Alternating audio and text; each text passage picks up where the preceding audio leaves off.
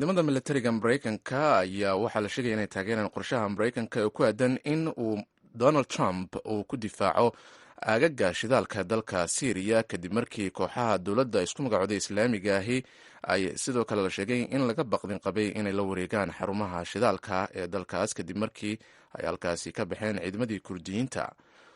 hadal ka soo baxay wasaaradda gaashaandhigga khamiistii ayaa lagu sheegay in ciidamada maraykanku ay qorsheynayaan inay la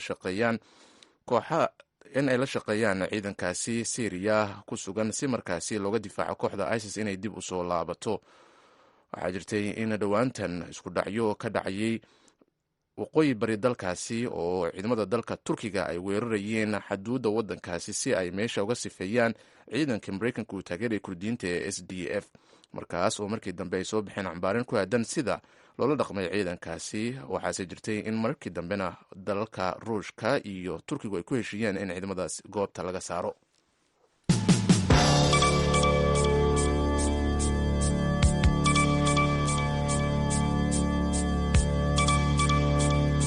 magaalada dhuusamareeb ee xarunta maamul goboleedka galmudug waxaa xalay fiidkii ka dhacay shaqaaqa israsaaseyn ah oo dhex martay ciidamada dowladda federaalk soomaaliya iyo kuwa ahlusunna gaar ahaana qaybta sheekh shaakir. waxaa shaqaaqadan ay sidoo kale imanaysaa xilli ciidamo la geeyey sida wararka v o a ee helayso ay sheegayaan xarunta degmada iyo saldhigga booliiska. taliyaha saldhigga booliiska ee degmada dhuusamareeb ayaa sheegay inaysan jirin cid wax ku noqotay israsaaseyntaasi oo uu sheegay inay ahayd waxaan sidaasi u weyneyn.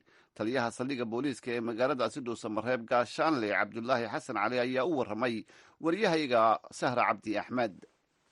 walaal wax dhiba oo hadda ka jira caasimada ma jiraan, xaaladeeda amnina waa caadi. shaqaaqa hadda weyn oo ka jirtaahy ma jirto, dhammaanna hadda xaaladuhu caadi wada shaqadii loogu talagalaya ciidamada ku jiraan, wax dhibana hadda ma jiraan. waxaa wararkana soo gaaraya ay sheegayaan in ciidamo daris la ahaa guriga sheekh shaakir oo kuwa dowladda ah iyo kuwiisa ay isku dhaceen oo muddo ay israsaaseynayeen. sidee wax u dhacday arrintaas? saaro hadaan kuu sheego arrintaasi wax weyn ma ahayn, waa wax oo dadku ay baabuuninayaan maahan, wax weyn ma ahayn. marka ciidankana waxawaaye xabado yar ayaa dhacay oo hal baalooto ayaa dhacday, waana la xaliyey oo runtii waa la xaliyey, saraakiisha ee madaxa kasoo xalisay, wax weyna maaha hadda. waa gartay marka cid wax ku noqotay ma jirtaa xabadahaasi aad adigaba ii sheegtay? maya wax cid wax ku noqotay iyo cid waxyaala ka gaarsanina ma jirto. markii horeba xabado kor u dhacay ahaayeen, ma ahayn qof hadda gooniya xabada lagu riday, marka waana la xaliyey hadda alxamdulilah. waa garta marka maxaa sal u ahaa, maxaa keenay in la isxabadayo?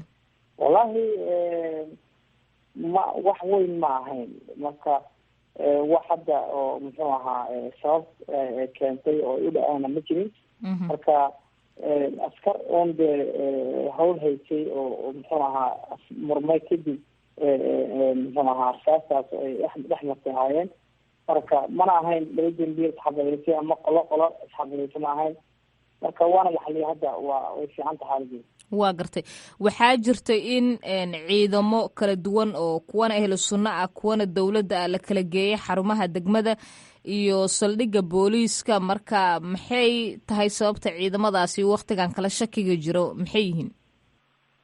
horta saari aan ku xaqiijiyaan rabaa ma jiraan wax ciidan ah oo goobo gooniya la geeyey. saldhigga booliiskana ciidan hadda aan kula hadlayo ciidanka booliiska ayaa ka shaqeynayo.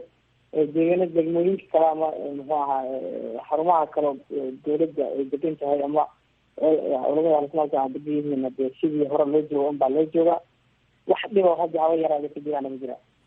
waa gartay maalmahan waxaa jirta in xiisado la sheegayay sheekh shaakir waxaa la sheegay in guddigii uu magacaabay si gooniya magaalada looga soo dhaweeyey, wasiirka arrimaha gudaha kuwii uu magacaabay sidoo kaleeto dad badan inay cabsi ka muujinayaan taas inay xataa khilaaf keento. marka intey ku dambeeyeen horta howlihii hanaan u samaynta iyo soo magacaabista guddiga maamul u samaynta galmudug ee ka socday caasimada aad joogtid ee dhuusamareeb? sahra waxaad moodaa su-aashaas aniga inaysan u habbooneyn. aniga waxaan ahay sarkaal ciidan un baan ahay, imana quseyso wax siyaasada yihahda, marka waxay ku habboon tahay qolooyin kale inaad weydiiso. waa gartay, laakiin wixii gobolka ka socdo maadaama aad tahay taliyihii booliiska degmada si gaara waxay doontaba ha noqotee way idin saameynaysaa marka iyo halka haatan ay wax marayaan intaba marka ka sokow ciidamada arrinta siyaasadda amniga ayay qayb ku tahay oo iyada lafteeda ay la xiriirtaa. maya anagu amniga iyo unbaa na quseeya ma dawladda iyo muxuu ahaa culimadan loo yihiin wax dhibana hadda haba yaraadana kama jiraan xaaladda amniguna okay waayo waa degan yahay joog. yaa mas-uul ka ah degmada gudaheeda sugidda amniga ma ciidamada kuwa dawladda ma kuwa ehlu sunna ma kuwa la isku daro gaar ah yaa qaabilsan amniga sideedaba? amniga waxa qaabilshan si buuxda dawladda federaalka ayaa qaabilshan si buuxdana loo wareejiyay mas-uuliyadda amniga caasimada iyo sugidda amniga marka ayagaana ka howlgala ayagaana ka shaqeeya. kaasi waxa uu ahaa taliyaha saldhigga booliiska ee magaalada dhuusamareeb gaashaanle cabdulaahi xasan cali. sahre cabdi axmed ayuu u waramayey.